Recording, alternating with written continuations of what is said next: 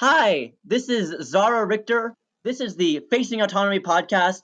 For today's podcast, we're doing something really interesting. We're doing what we call a dialectic debate. Myself, I will be representing a point of view which is not my point of view entirely. That is the point of view of left communism and communization, two currents that have been very skeptical on the ultra left. And my co-host here, Ali Khan, will be debating against me, and he will be using a different Yeah. canon. What canon are you going to be using here? Yeah, so I'll be sort of, just like, sort of going off of the It's Going Down collective's work around anti-fascism. I think like they're a strong example of, what a sort of, uh, sort of a radical sort of magazine should be doing, which is highlighting local actions and sort of bringing together, providing not just news and reporting about what's taking place on the ground, but also, fomenting larger debates and, arming people, with activist material, I guess you could say. Excellent. And again, we have a third participant, our repeated friend and guest and brilliant colleague, Arturo Lazaro. Yeah. What would your role be in this debate, Arturo? Hey, so I'm basically going to be a moderator, and I'm going to try to synthesize the two different poles of the debate. Yeah. The left communist critique of anti-fascism, and then the more like militant anti-fascist position. Yeah. Awesome. And it's important for our viewers to realize that the people representing these points of view are not. This is not necessarily our point of view. We are summarizing major ideas on the left that have influenced us. We have all been influenced by both the left communists, the communizers, the autonomists, and the anarchists. We've been influenced by a wide range of ultra leftist tendencies. So we are not picking a favorite here. We are trying to synthesize, through these experimental debates. And so for me, I am principally relying on text by Giles Dobb. It is called Antifascism and Fascism. And because I'm relying on Giles Dove, I'm relying on the kind of cohort of communizers, which includes the originator Amadeo Bordiga and his acolyte who kind of went astray, that being Jacques Camat, who is also in that same tradition of communizers and left communists who are somewhat skeptical about anti-fascism as a mode of advancing leftist politics. So, without any further explanation of this trinary debate that we're having, in the dialectic style of thesis, antithesis, and synthesis, in a moment we're going to hear Sher's first constructive argument on why anti-fascism is important today. Yeah. So, weren't we going to define like operative terms too, in terms of yeah, what? that's important as In the well. course of our parts in these debates. The anti-fascist side will define their idea of anti-fascism, and then you'll get a definition of anti-fascism from the left communist communizer side. So Sher's first speech will be about he'll be defining anti-fascism, and he will be giving a reason why it's great. Yeah. Okay. So, I guess, so I guess each of us should, sort of define anti-fascism first, I guess, to sort of give a context of its centrality in the current moment we're in. That's a fair point. Go ahead. Yeah, I think that's a good place to start. So, should I go first? Yes, please. Okay. So, I think like the importance about anti-fascism, in the general purpose flyer, which is available on itsgoingdown.com, there's six. There's one straightforward definition of what anti-fascism is, and it means defending our communities from racists, xenophobes, homophobes, transphobes, and other bigots. Anti-fascism organizing requires no special skills. It isn't limited to any one political identity. And it goes off the assumption far-right groups don't actually want a dialogue, and we must confront the fascist menace.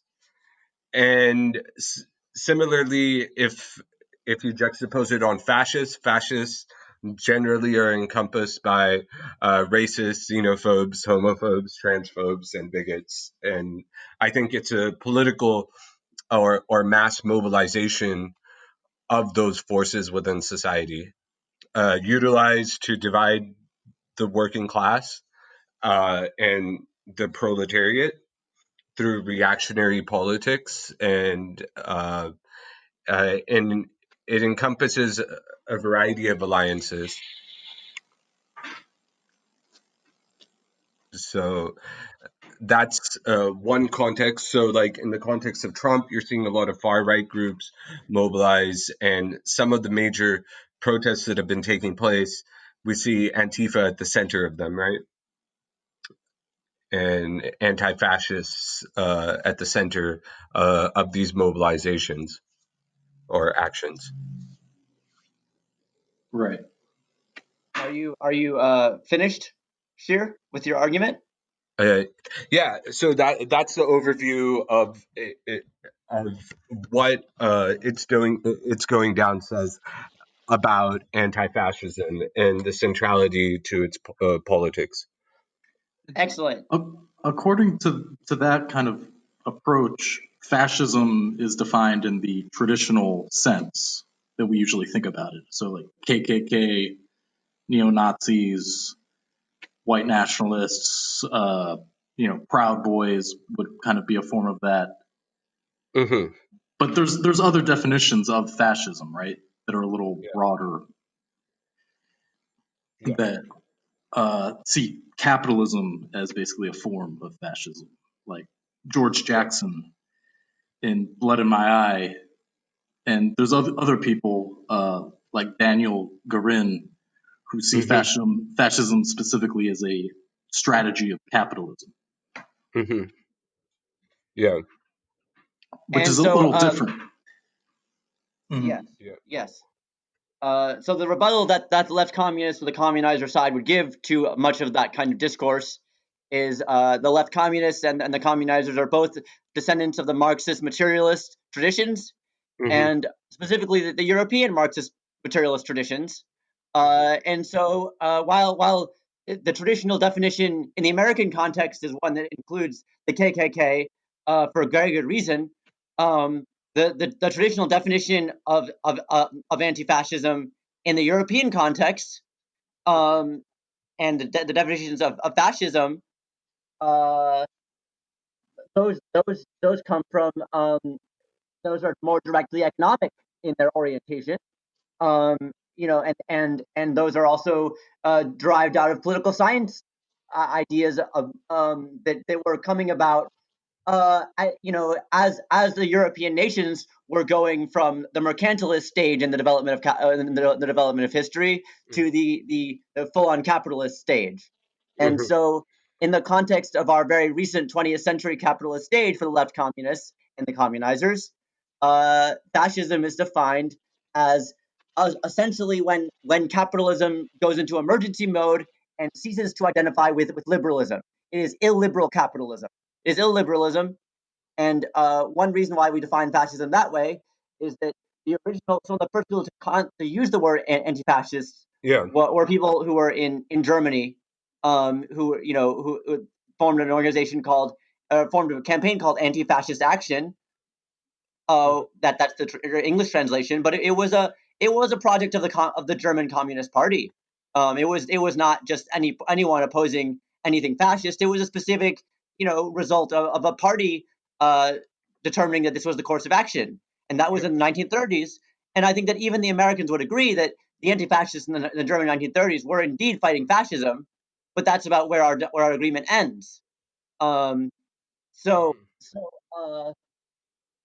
in that context, if fascism is just illiberal capitalism, then anti-fascism is just the radical defense of liberal capitalism, aka the radical defense of democratic capitalism or capitalist democracy, if you can say that without that being an oxymoron, which it really is an oxymoron in many ways. So and I understand this in part because out of European history, you get this image of three arrows slanting downward. It's called the Iron Front, and it was a symbol that the anti-fascists used to Mm-hmm. to explain that they were attacking communism, fascism, and capitalism.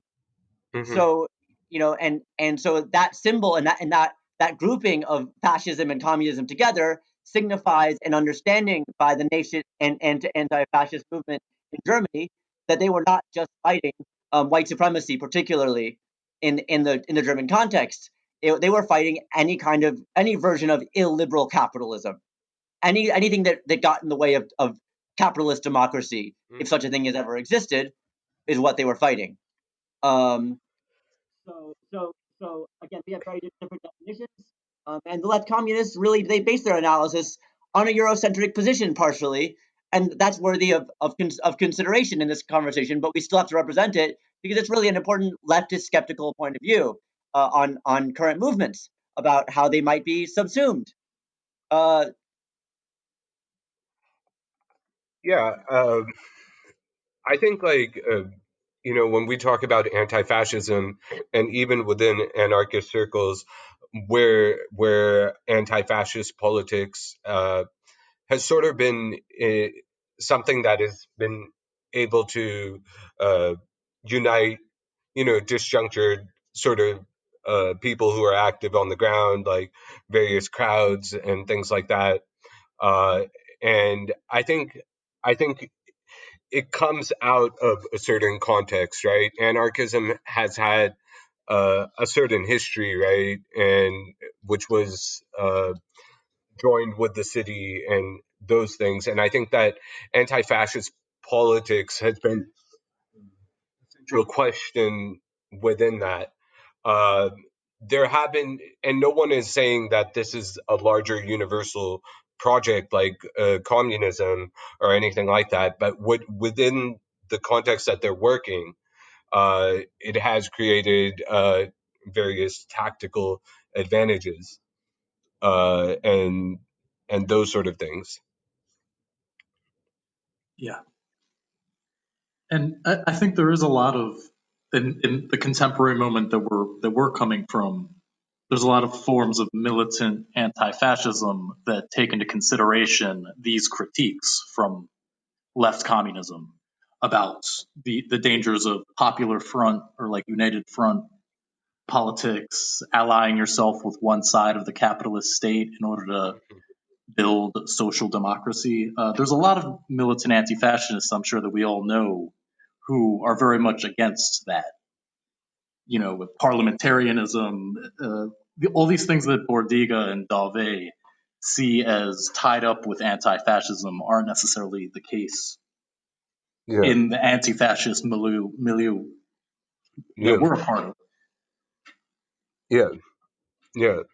And I also think that the problem with Barrow or Dwave's piece is precisely that.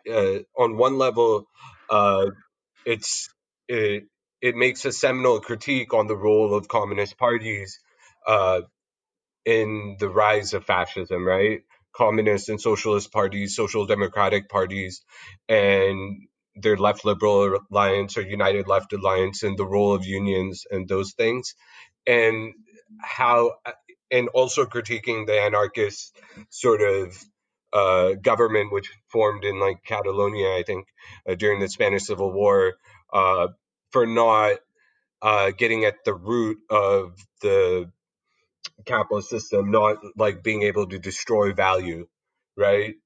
And I think that is a little that sort of discounts sort of how history plays out, right? And what choices were made and those things, right? and in that sense, like that critique could be made that the united left strategy, which I'm totally against in terms of this whole idea of left unity, right? That democratic, socialist, anarchists, or whoever, they should all come together, and we should make like a worker state, or sort of a third party, or something organized in that. And for me, like, I think like anti-fascism sort of has been able to capture people's minds, where structures such as unions, which Joab is presuming like communization, especially in the context of Spain or Italy or those places, or Russia even, in that context, what were the failures of communization, I guess you could say. And I think that's a major question as well.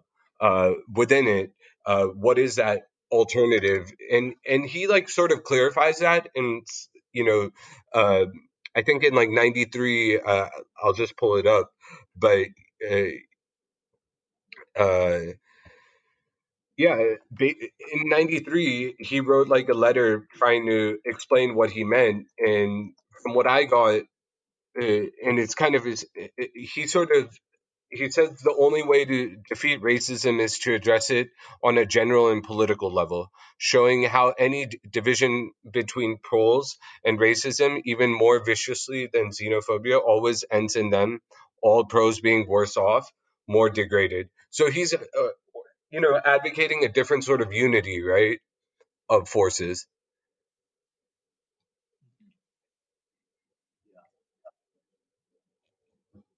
And the counter position that you would get from a left communist about much of this is really that no matter how much we'd like to craft a different sort of unity, a different sort of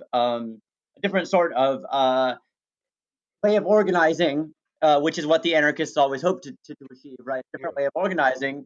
The more we fall back into a kind of mystique of having organized our way out of this problem of liberal capitalism, and in fact, because we are engaging in coalition, because we are in collaboration with other elements, even when we think we are not, we are in collaboration with them, and this is especially visible with the most recent George Floyd protests that you saw a bunch of of Hmm. course racialized black people stood up against the disposability they were facing at the hands of cops. But it isn't that they were the liberals calling them outside agitators were wrong, but there were still people were not directly people who had black experience who were coming to these protests, and they were not all communists in the least bit. Yeah, In fact, sadly, according to us, rather, yeah, there was a mix of different points of view, and so some of the people involved called themselves anti-fascists while resorting to liberal techniques, and likewise, some people called themselves liberal while engaging into techniques that were somewhat insurrectionary in their nature. yeah. And so as much as we'd like to control how these coalitions are formed, these coalitions are formed in chaotic ways that we cannot control, and Hmm. that's kind of what the process is that leads to the subsumption of anti-fascism as a really good intentioned endeavor, but an endeavor that fails because it winds up being used to justify a certain faction of the capitalist state, especially when you see people insisting that it is anti-fascist to vote for Joe Biden. That is a sign of the subsumption of anti-fascism as a concept. Yeah. Because uh, both Biden and Trump have this aim of keeping a somewhat centralized capitalist state that controls value, keeps value going, enforces value.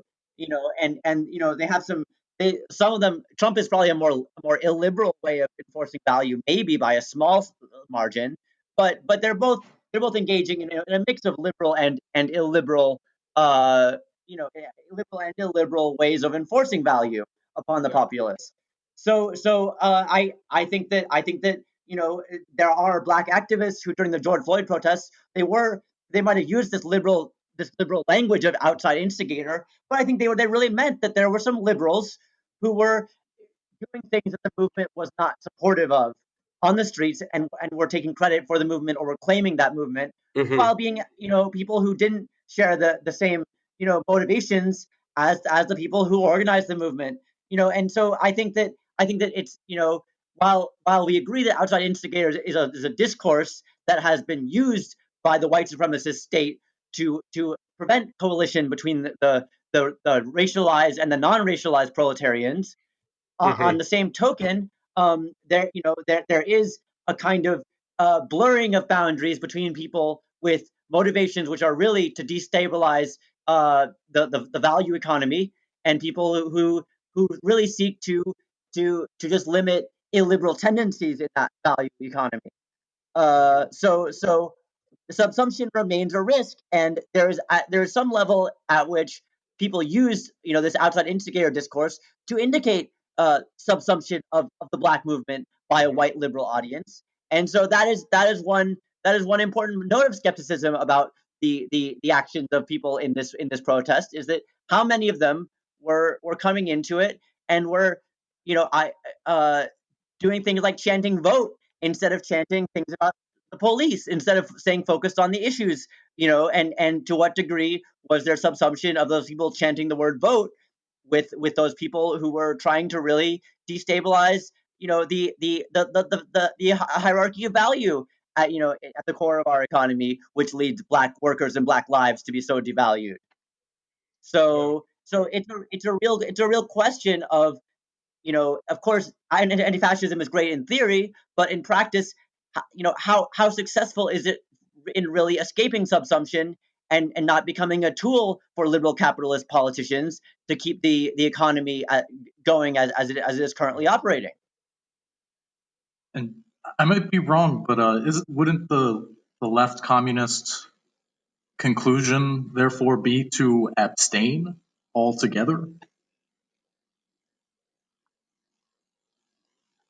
I mean, I think that, we're not talking about, some left communists did, specifically Bordiga, did advocate something called abstention, and so that was a thing that some of them called for. But communizers are not so easily categorized that way. Communizers seem just merely to be motivated by the urge to focus on the economy, or to focus on the question of value, rather than the question of illiberal versus liberal governance. The communizers aren't saying abstain; they're just saying make sure your priorities are focused on the economic base upon which both fascism and liberalism depend. Right. Yeah. Okay. Yeah. I mean, and that's why I say, I mean, from Austin, Scott Crow, who's a really big anti-fascist voice, anarchist voice, um, he was talking about anti-fascism is a tactic. It's a reaction to the presence of a specific danger to our communities. But he also is saying at the same time that, you know, the so-called left in the U.S. doesn't spend enough time trying to build, an alternative or something new. Uh, we're stuck in like a politics of resistance and just trying to stop like the bleeding. It's definitely whether it's like immigrants, whether it's women, undocumented people, prisoners, queer people. Uh, and especially right now in the current. So he also asked the question: how do we want to build an autonomy? How do we want to build resilience, not just for myself or my group or my campaign, but larger than that? And I think we get stuck in while we're sort of thinking about everyday politics, and the proletariat in that sense is not what it was in the specific time period of the 1920s and 30s. And I think, there's this, I feel that Giles Schwab is too stuck in that history to a certain extent.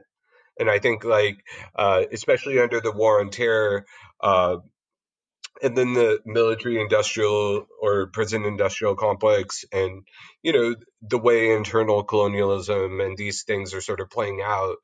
I think, like, you know the spontaneity of Antifa has been the primary check on the ground when you see like what the Demstock groups have done, working with the police in Dallas, turning in people from various other groups. And I think that's a major question, right? Like, what is the alternative? And I think and that's where Antifa is really interesting, because it's just created such a rupture in the politics, and it's capitalized on a certain politics, and it's never advocated that it's something it isn't, right? Right.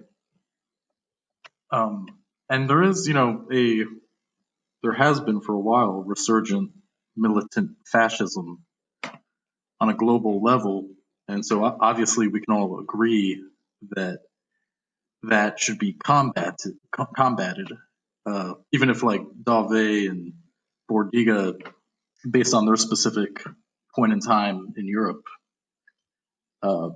were basically, from what I understand, against participating in from what I understand, they see anti-fascism in and of itself as problematic, and it shouldn't be something that we invest ourselves in.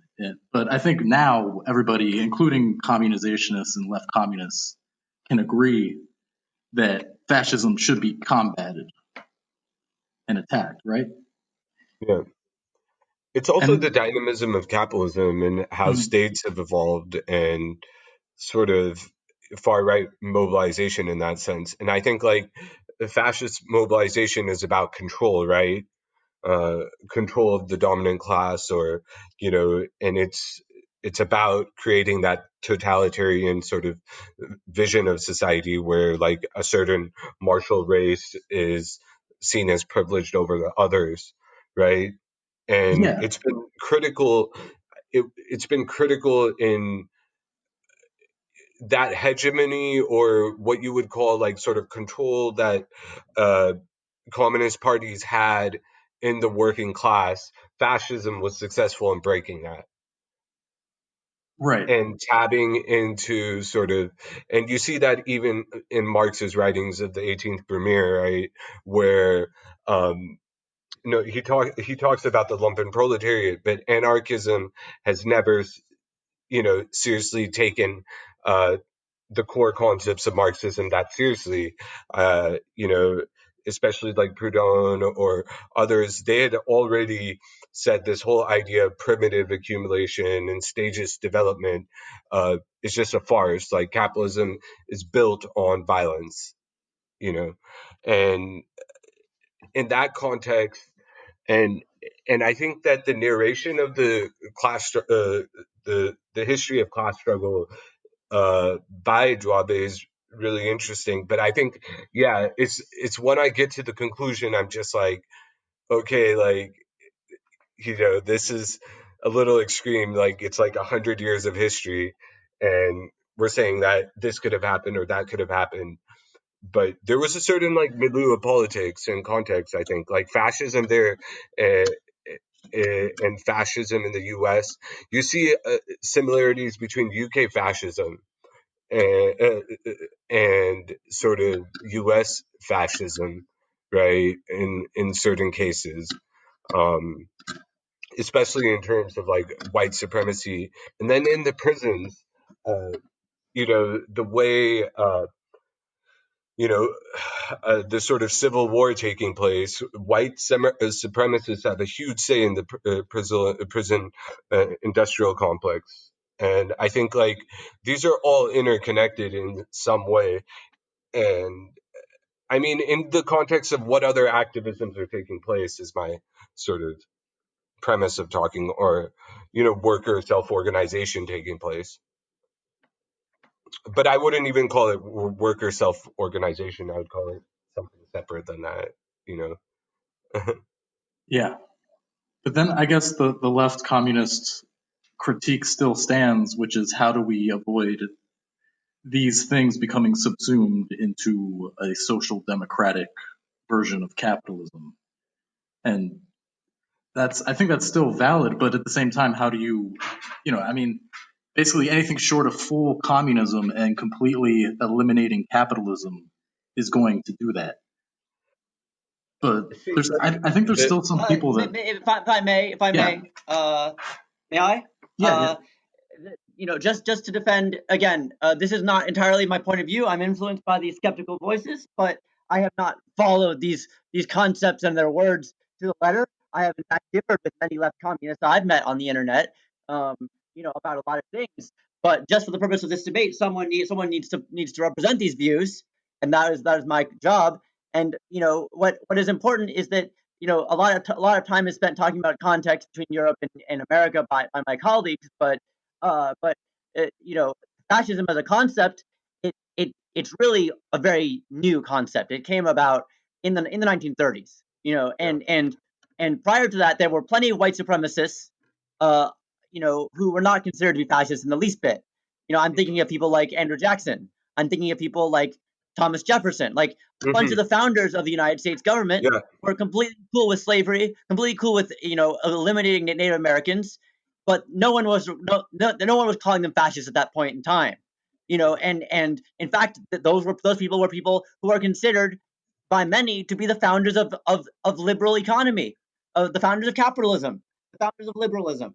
yeah, These people who today would be considered fascist, but in the time of Andrew Jackson, or Quincy Adams, or any of these founders which are romanticized perpetually by the United States nation, they were extremely racist, but no one called them a fascist at that point. That word didn't exist. Just as context matters between nations, context matters between periods of time. yeah, And yeah. so, if we're saying all racists are fascists, then that's a very broad hmm definition of both racism and fascism, most likely. And so if fascism is just illiberalism as it was for specifically in Europe, if in that case, you see anti-fascists as preserving this illusion that in capitalism we can be participatory, preserving this mystique of participation in capitalism, of every person having freedom, as if that's really a thing. So it's a mystique that we can be anti-fascist while still participating in a value economy, which it honestly was fascism Yeah. before fascism existed. So I think that it's almost like subsumption is presumed in this debate as if it's a thing that happens after anti-fascism, but Yeah, rather subsumption forms the ground upon which the entire fascism versus anti-fascism debate can stand. The ground for all of social democracy is the killing of the black body, is what you get from some brilliant Afro-pessimist thinkers today, like Frank Wilderson, who was himself a critic of Gramsci, not unlike hmm, Bordiga.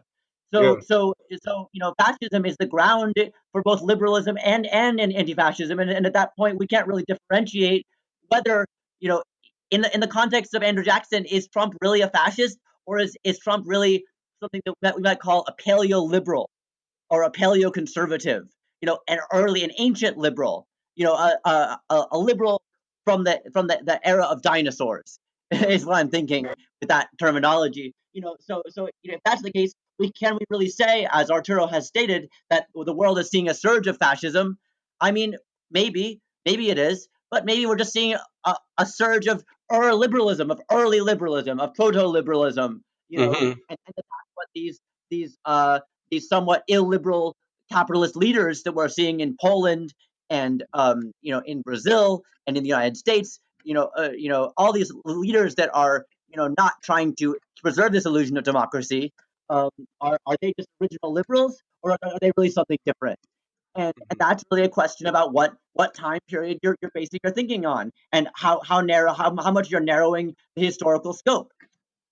yeah, yeah. And I think Duave does a great job of giving that history. I think uh, my question was that the union, and he's able to trace it with how unions were being sort of you know, the major union in Barcelona, what happened over there, you know, when did they sort of move away from the anarchists, and then what were the anarchist weaknesses at that point, and the whole cycle of class struggle. And I think it's a crucial debate.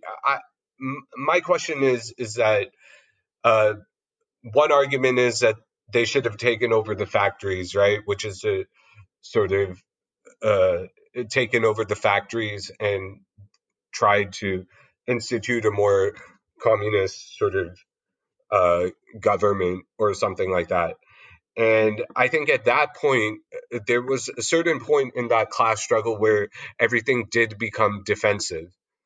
And uh, you know, in where the anarchists were spread out thin, the communists and socialists were becoming weaker, and within that whole struggle, like this thing is taking place. And I think over here, uh, you know, in the context of the anti-fascism sort of conversation, I think there is a certain amount of debate over larger questions. I think no one thinks that anti-fascism right now is, you know, confronting sort of capitalism, or you know, it's sort of directly challenging fascists on the ground, and police in that sense. And I think like they're kind of interesting because they build their politics around like deplatforming, right? Very pro community organizing. Their notion of class is a lot. The notion of class is a lot different, right? And who they're targeting, and who's sort of becoming a part of this. And I totally agree with that critique on the liberalism point. Um, it, it, they're two sides of the same coin, right? Bourgeois democracy and you know, dictatorship. Yeah. Another question that is posed to these critics of anti-fascism is, what are you doing instead of anti-fascism? Which, that's of course a very reasonable question, and you know, I think that the answer for a person like Bordiga certainly, but also for later people along that line about what are you doing instead of anti-fascism, is of course a recourse to something which doesn't strike me very well, which is a recourse back to Leninist dual power. You know, a recourse for Bordiga, that was his idealization of the party form of organic centralism instead of democratic centralism. Hmm. And so you know, it isn't really that the left communists and the communizers said do nothing. They thought they were doing something, but what they were doing Yeah, was building the party, building dual power. You know, and they were focusing on that priority, and yeah, that priority was something that was bigger than fighting Mussolini, or fighting you know, or fighting these kind of state capitalist leaders, including Stalin, who emerged during the European mid-century. You know, they weren't concerned with these reactive yeah, battles, and they were very upset that you had folk singers like Guthrie suggesting that American yeah, troops could be anti-fascist. You know, and that yeah, does sound farcical to someone familiar with U.S. imperialism and the U.S. participation in the chattel slave trade, that American troops could ever yeah, be a force of anti-fascism. And indeed, you got a lot of people claiming that they were, that American white troops who were fighting, you know, in Nazi Germany were anti-fascist. So yeah, I definitely think that, you know, if the question was for leftists in America in the 1940s, do I stay home and build a party or a union, or do I go to war, or do I join up with the military and go and fight the Nazis? I think that some of them might have actually you know, accepted that maybe it's better to organize at home, organize a yeah, new party or structure, rather than go become a tool of imperialism to fight fascism. You know, become a yeah. tool of these competing fiefdoms, really competing national Hmm. fiefdoms. You know, within capitalism. Uh, I think that dual power is an option. I may not agree with Bordiga originally, and I may be more partial to the communizers who said instead of Antifa, we need to build some kind of organization. I might be more partial to the idea that organization is closer to a union organization than closer to a Leninist party. But I Yeah, do think that, of that course. I am persuaded that at times, definitely, building dual power is more important than reacting to fascism. I think that you can definitely say at various points in history that's a reasonable response. No, and there have been limitations. It's not to say, but in the current environment or crisis of Marxism period that we're in, where you know organized left sort of uh, organized left and neoliberals or liberals don't really have much of a difference in terms of the interventions they want to make or their forms of resistance and their relationship to their proletariat. I personally feel. I think, and I think, and and and I think, like in this case, like one of the major debates is how can this tactic sort of generate a different sort of path to organizing, right, and sort of developing an alternative sort of long-term map of how do we confront sort of capitalism and destroy the value form and struggle to the things we're sort of concerned about and create that dual power on the ground. And I think anarchism is sort of more committed to also community organizing. I think it sort of situates itself a lot different. So I think there is that sort of uh, sort of gap between difference between the two sort of approaches. Like mutual aid and direct action is sort of their primary tactics. Right. Yeah. So, I mean, I'd like to hear more from both of you about where does anti-fascism and communization intersect? Can they help each other, or does anti-fascism inherently divert from communization? Um, but I also wanted to mention I've encountered this argument in the United States, and it seems to originate with the World War II period when the Communist Party USA decided to support World War II and basically form an alliance with the Roosevelt administration. A lot of black communists left the party at that point because of these things that we're talking about. The U.S. Army being racist and Hmm. basically wanting to fight against the racial order in the United States Hmm. instead of joining up with the U.S. Army. And there was a journal called Race Trader, and some of the people that were involved in that, like Noel Ignatieff and John Garvey, Hmm. they, they they took a similar position with this newer magazine that they formed called Hard Crackers. But Hmm. well, Noel is dead now. But their position was basically that we shouldn't be focusing on fascists and fighting fascists.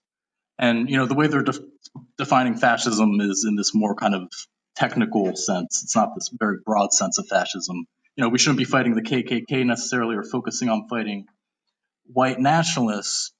We should be focusing more on fighting the cops and fighting against the schooling system and fighting against gentrification and in workplace struggles. And so that's where I see that kind of happening now in the U.S. context, that like ultra left critique.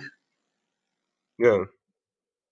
But then, Yeah. there's obviously these are not, it's almost like a binary kind of, like it's a false binary in a way too. Yeah. Yeah. And the purpose of this conversation is because we're all interested in debunking this binary to some extent, while also giving credit to the important, to both sides of it, which have valid points, in Hmm. both their European and American expression, Yeah. but absolutely, I think Noel Ignatieff had a point, and I don't think that the board people who follow Bourdieu today tend to be white, like overeducated leftists, but but they do. It does sound like that there's an overlap between Ignatieff and these former members of the Race Trader magazine, and essentially the left communist position. And I'm sure that that's not a coincidence, because of course of course liberalism is more powerful than illiberalism, than these tendencies toward reverting to the foundation of capitalism, which you see in people who are advocating for illiberalism. Those people are still fringe groups compared to the global power of, say, the U.S. military putting bases all over the globe. So I think that there's definitely something to that criticism, and at the same time, uh, there's something to the idea that if we get to broaden fascism to such a degree, we can also broaden Hmm. we can also make distinctions within anti-fascism between Yeah. anti-fascists who are anti-fringe fascisms and anti capitalist fascisms, if you will, or uh, can we say there are multiple Antifas? And I think that this debate is drawing out the need to make distinctions, and the need to say, yes, we can draw distinctions between anti-fascists who are fighting the state, or fighting the police, or fighting gentrification, and anti-fascists who are fighting fringe fascisms. And once we make that distinction, we see that people who are fighting these liberal institutions are more, essentially, that they're more communist guided, even if they are no Ignatieff and they don't profess to be following a cultish left communist segment. That that way of doing things is still a more communist at an economic level move than fighting these fringe groups who really have no power over the economy. These fringe groups really they have the ability to do extra legal violence, and the government tries to use them as a mechanism of extra legal violence to some Hmm. degree, but they have no control over the economy. They have limited control over the economy. The liberal white supremacists, not the illiberal white supremacists, are the ones who have control over the economy. Yeah. I mean, yeah, I think it's really y- yeah, I think this is like really important that you mentioned that, and making sure that there is a critique of capital. But uh, I think like two of the tactics which I want to talk about actually have to be the deplatforming and sort of the openness to violence, right, which other groups are not comfortable with, broadly in the milieu of the left, right.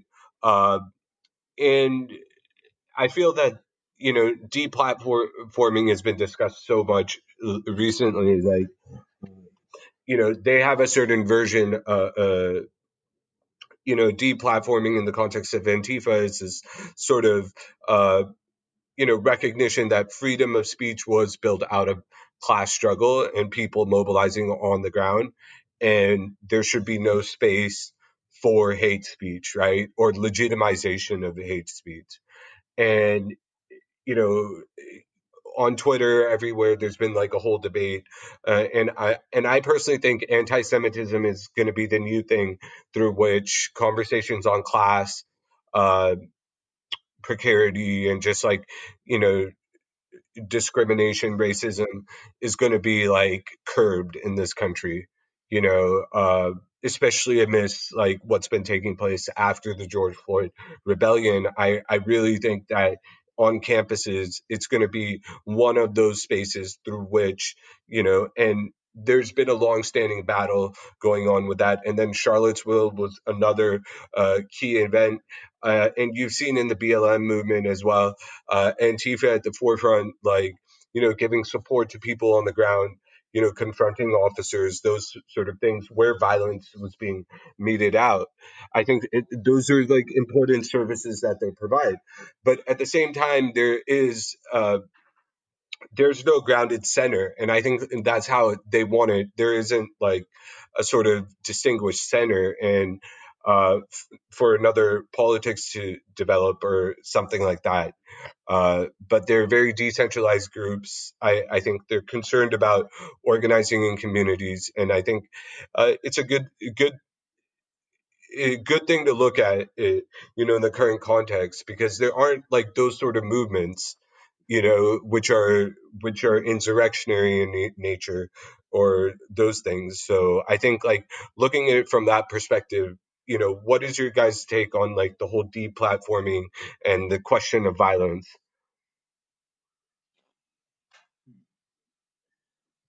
Shall I Yeah, I respond mean, to I'm wondering Arturo's how it comment, or intersects with. sorry? No, go ahead. Well, I mean, I think that you already see, left communists are very troublesome in this regard because they do position themselves often as enemies of SJW culture, social justice warrior culture, and I think there's reasons for that. Some of them being that people who are attracted to that tendency are overeducated white people, but I think that other Hmm. reasons for that might also be that they have a sense that these kind of mechanisms of getting people fired for saying things that are problematic, can be used, by liberals against, people who are openly hateful in many good contexts, like the canceling, quote unquote, of J.K. Rowling, the calling out of J.K. Rowling by the trans community. That was probably pretty good, but you know, at what point will that lead? And it's already led to leftists being kind of canceled and losing their job for being canceled. And the most prominent example of that I can think of is indigenous studies scholar. His name is Stephen Salaita. Hmm. He had an active presence on Twitter. And he was an up and coming scholar. And on Twitter he was very critical of Israel.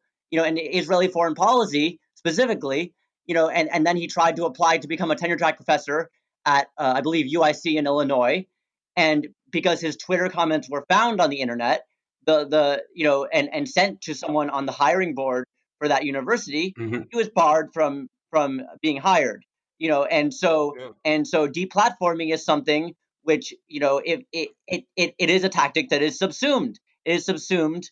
And I think that Hmm. you might even have people who are on the side of support the Israeli government, who would say, well, that's good because Stephen Slater is a fascist because he's criticizing Israel, which I don't think, that's not what I believe as a Jew. But you know but certainly this anti-fascist discourse can get subsumed by liberals to really attack anti-imperialist leftists, or even just economic leftists, when it's Hmm. possible. And so I think deplatforming, it's an interesting tool, but it's also a double-edged sword that we're seeing. and Yeah. and and so I think it's good that we're having a debate about that tool among communists, and it's good that we're having a debate about this specifically because grad students like Shir or myself, um, you know, have lost their jobs or have lost jobs as adjunct professors because their statements on Twitter were sent to certain university officials, and that prevented them from having employment in the future, or Hmm. kicked them out of their careers. And that's happened on Twitter multiple times, in the past couple of years. Yeah. So Hmm. that's deplatforming, yes. And some people who are doing that action might say it's anti-fascist, but if it's injuring people who are engaging in really leftist causes, or if it can do that at all, is that really a thing that the whole left wants to embrace? And I think there's at least a debate that needs to be had about the risk of these tools becoming used by the enemies of socialism and communism. And we have already seen that happen. And so uh that doesn't It has to a larger extent. do good for the movement necessarily always. So that's my critical view of it. Hmm. Yeah.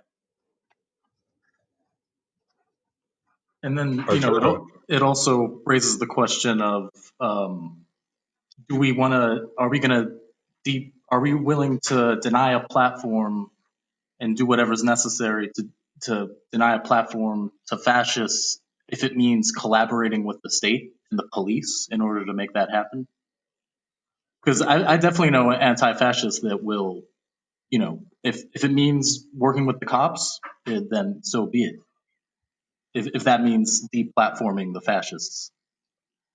I think it's important. I mean, when you're organizing in the ground, like you have to deal with a variety of things. You know, like whether it's the police, whether it's agencies, whether it's just like in day-to-day organizing, you're always going to be, especially those over here. I feel that not about day-to-day organizing as much as it's about the spectacle, that whole situationist trend which influences anti-fascist movements as well, which is the protest becomes that site of co-option, right? And it Right. becomes that primary site where this contestation takes place.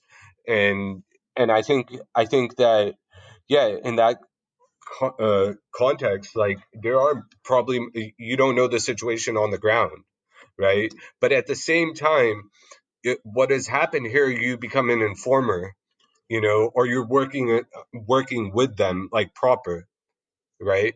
Yeah. Like that's a whole different thing. Like I don't, yeah, if you're like an informant or like you're sort of uh sort of going behind someone's back or something like that's problematic. Like I'm sorry. Like there's no condoning that sort of implication. And I don't, know. Like the police is a, you're like talking rational sort of activist me. I'm on the ground, things are on stake, and I'm helping my comrades like organize something, and I have to talk to a police officer to make sure it goes through, like, or I don't know what the context is, then I don't know.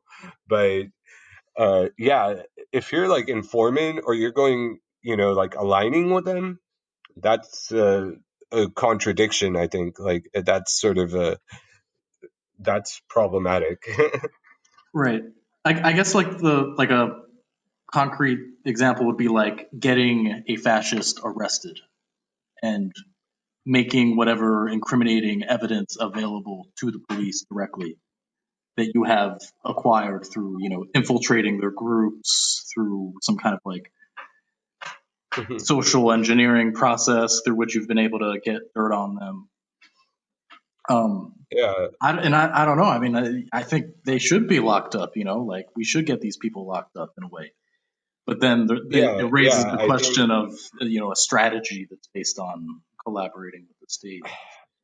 it's sort of confusing because like the stuff I've read on this, like, and the people I've talked to, I don't think there's like a sort of a set way of dealing with things. Like, but I think there have been far right, like Richard Spencer getting arrested was one case, and other cases. And I think like one argument that you do see people talk about is the fact that fascist groups like Proud Boys and them, they get central access to campuses. Not Proud Boys per se, but like uh, Turning Point USA, which is sort of the DSA version. Uh, you which is fostering like sort of very conservative Christian sort of, like authoritarian visions. Uh, they're heavily funded. They get like center spaces on campuses. Within society, they're encouraged, like banks and these sort of things. Whereas anarchist groups or fascist, like anti-fascist groups aren't going to be that visible. Like they don't have a table on campus or anything, you know. And they're more strategic. I would argue the way they're structured, they're more strategic in how they look at authority and what they're trying to achieve. And I don't think it's just like they're going there and they're trying to make sure actions both have. So yeah, so I don't know. So it's an interesting dynamic on the ground, right? But I know in BLM, like I know in Dallas, like uh, Demsock was the one who was actually at the protests, sort of, turning over people to the police, and that was really messed up, like from what people have told me. So yeah. Well, I guess what I would like to hear more about before we finish up is moments or instances or examples where anti-fascism and a kind of communizationist insurrectionary practice intersect. And I remember when we were talking before, we were talking about how during the riots, the fact that there was armed vigilantes, many of them fascists, in the context of people looting and rioting, could be an example of where the two kind of come together. Yeah. But yeah, I think we should move into the synthesis part, if possible. Yeah. Zara, you want to go first? Yeah, Or and so should I'm I? going to go first by offering kind of an initial fig leaf toward hybridizing or synthesizing our point of view here, and that's to suggest that when anti-fascism is kind of strategic enough and is controlled enough, and can focus on the right targets, it can become it is instead just an act of rapid communization, right? The notion of communization is this movement to undo capitalist hierarchies of economic value, is what communization as a movement really hopes for. And so when specifically, we all have there's this very strong image coming out of the George Floyd protests of both in some cases police cars, but in other cases police departments being lit on fire. And at that point, that demonstrates the kind of anti-fascism which Noel Ignatieff would have co-signed.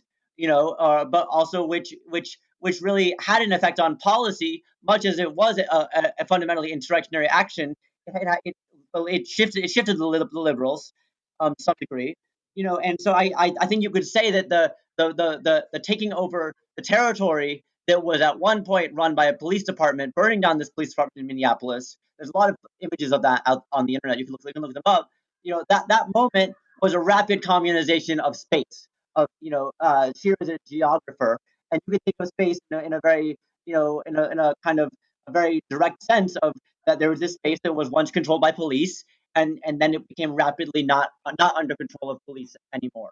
you know and so if we understand that police are the fundamental fascist force in this country, in that they are the force which is keeping the hierarchy of value going, enforcing value, preventing violation of market rules, that the burning of a police station may in some cases be an example of simultaneous communization and anti-fascism.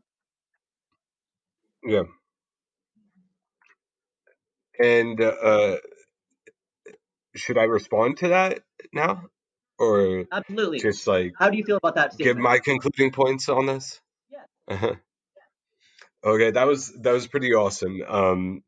And yeah, I think that uh, anti-fascism today, in the immediate sense, is an important movement or tactic that we should be engaging with and sort of uh, understanding. I think that it's important to remember that within the anti-fascist movement, there is a recognition on three very key points, which kind of overlap with Duave's or Burroughs' sort of article, Anti-Fascism, Fascism, which is that you know, which is surrounding the imagination of the whole revolution, or whatever struggle will be at a larger scale. And I think that the other thing which is really evident in a lot of the literature available online, and I'll try to send you some links, which I think are some really good pieces that people. Anti-fascism is basically self-defense. And it's about defending communities from bigots, right, and sort of fascists. And it it also is a critique on uh, traditional left organizations. I think, which has become a lot more, which has become authoritarian and dependent on authoritarian models of organizing, not focusing on what is necessary on the ground. And I think uh, fascism is an actual movement which is taking place, and there have been distinct actions which have consistently crop up. So, for anyone interested in politics or organizing on the ground, you're obviously going to look and see what tactics they're using or what debates they're having. And I think that both a critique of capitalism, also a critique of state, which Marxist theory typically either overdetermines or underdetermines, but the necessity of understanding that anti-fascism is a tactic, it's self-defense. Anything more, sort of positive in the sense that something new and alternative, that's still being found, or people are discussing it. I don't see it yet. And I think that it's a good starting point. So that would be my sort of argument. One final point before we get Arturo is going to try and wrap us up in a minute. I think that Sher is right that it's unfolding as we speak, and that is both true in the most optimistic sense, and that's true in the most pessimistic sense. Yeah. We are seeing that this movement arose, and it made a stand, and it was bright and present. It's one of many movements against racism. And that was great. But how much will it be subsumed? How much will the calls for the abolition of the police departments hold? Will there be another police department built upon the space where some police departments were burned? What will happen in the future? And that's also a question of how will this moment be subsumed? How will this moment make capitalism stronger?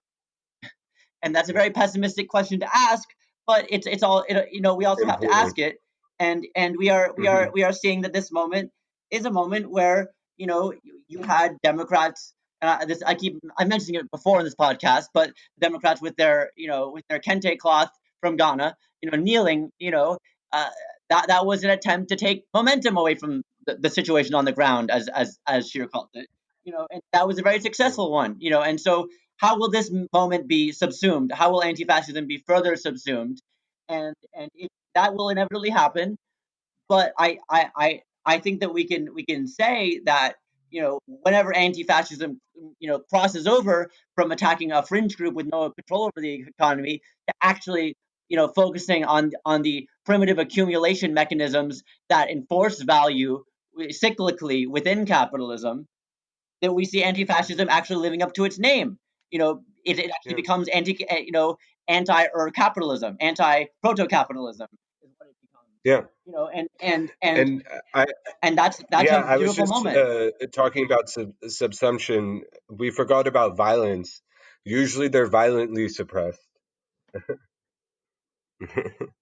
by the state. And that's what's very strange at the moment, is that everyone is talking about Trump as this fascist, but his the violent suppression that he's been doing has been not always in the most direct sense. Only recently am I hearing that in Portland there are unmarked cars of federal agents that are pulling random protesters into them and arresting them. That's happening. Yeah. And of course there are the Chicago Police Department. I know from living there, they had a warehouse on the west side, which was an unmarked warehouse where they would bring people who were somewhat arrested and kind of torture them, sort of. So the government response has not been completely fascist. It's been subtle. It's been in the style of the CIA. COINTELPRO. It hasn't been marching troops up. Trump did gather troops in Washington, but he hasn't marched any of them up and had them just take out their machine guns and kill all the protesters. Thankfully, so the response has not been to the extremeness of some response, some ways that rebellions were put down in history, but before capitalism, even the bombing of black cities in Tulsa or Hitler's concentration camps, the response from Trump hasn't been at that level yet, despite there being apparent wide agreement that Trump is a fascist. So we don't know how much how much violence we will see. As far as whether the communization of pieces of the economy, the communization of value is violent. I don't think the destruction of property is violent. I don't, and anti-fascists have mostly destroyed property more than they've destroyed people. And so Yeah. when you bring up violence, I mean, I think that precisely maybe the problem that some left communists would have is that anti-fascists have not been violent enough, in the sense that they have not, really, gone far enough, they've only attacked kind of the appearance more than anything. They've attacked appearances, and only sometimes have those attacks on appearances ventured all the way into attacking value, or attacking the economic base upon which all of our appearances are resting, all of our spectacles in the situation, this vocabulary, are resting. Mm-hmm. But I want to hear Arturo kind of wrap us up, because we have like 10 minutes left. Okay. Well, I mean, I think you both summarized your points pretty well. And I mean, yeah, I think fascism is going to keep being a phenomenon that we have to contend with. And whether you define it in a formal sense or you just define it in this more expansive sense, and therefore anti-fascism is going to continue to be a practice and a movement and a tactic. And but the question, and it's important, but the question of how does that contribute to the project of a communist insurrection or a armed communizing project still remains open-ended. How and also how do we avoid liberal anti-fascism that diverts from that revolutionary project? Mm-hmm. And so it's still, there's no easy answers. It's still a contradiction that we have to engage with.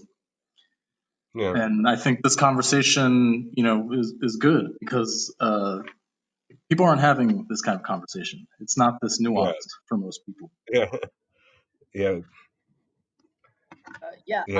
I'm grateful for the conversation. Thank you, Sher, for having the conversation with me. Yeah. Thank you. And Thank not all you. debates have to have a winner. We're all friends here, and we're all contributing towards the same movement, and we're just trying to. I wasn't trying to win. We're just trying to win. We're not trying to fight. Sher's my friend, and so is Arturo. We're all friends, but we're influenced by skeptical and optimistic positions. And I hope the listeners will not think that we're all taking one stance, or that what we're saying in this podcast is indicative of our personal views. It's not. We're all expressing points of view for the purpose of having a good discussion, more than expressing exactly what our personal points of view on all topics are. But it's still been a great discussion, and it's still a discussion that you don't see very often, because the anarchists are kind of in their own little camp, and the left communists are in their own little camp, and so the groups that we're representing are not in open dialogue with one another, in part because of their fear, because of the unease, the danger, and the risks, and also their egos. They're so nervous. And the burden of history. The burden of history, yes. History is a huge burden. Trying to be accurate to it is something that, no doubt, myself and Sher and Arturo, we're not going to be perfect in our historical accuracy, but we're going to try.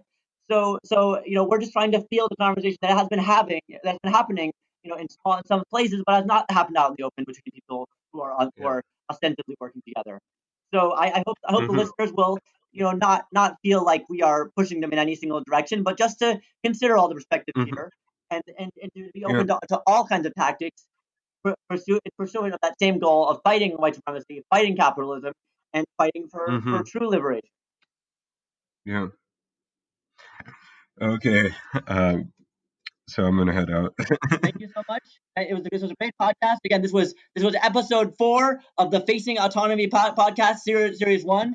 Thank you so much, my friend. Yay! And have a wonderful week. Have a good week to you, listeners. Okay. See you. All right.